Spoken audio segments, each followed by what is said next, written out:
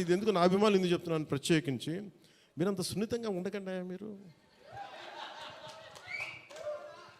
అంత సున్నితంగా అయిపోతారండి. అందరు కూర్చొని ఇట్లా పళ్ళు దొరికేసుకుని వీళ్ళు మాట్లాడేస్తున్నారండి. ఈజీగా ఉండండి, తేలిగ్గా ఉండండి. నేను కదా దెబ్బలు తింటుంది ఇక్కడ. మీరు ఈజీగా మీరు ఎంజాయ్ చేయండి జీవితాన్ని. అంతేగాని కూర్చోబెట్టి ప్రతి సోషల్ మీడియా కామెంట్కి దీనికి నలిగిపోకండి. అట్లా మీకు దమ్ముండి తిరిగి కొట్టండి. ఎట్లా దాడి చేయాలి అలా చేయండి. నెగిటివ్ ఆస్పెక్ట్స్ కొట్టి నవ్వలేయండి. This is not about Pawan Kalyan. This is not about Mr. A.M. Ratnam. This is not about Jyoti Krishna. This is not about for anybody to us. It's not about for us. It is about our civilization. It's about భారతీయత.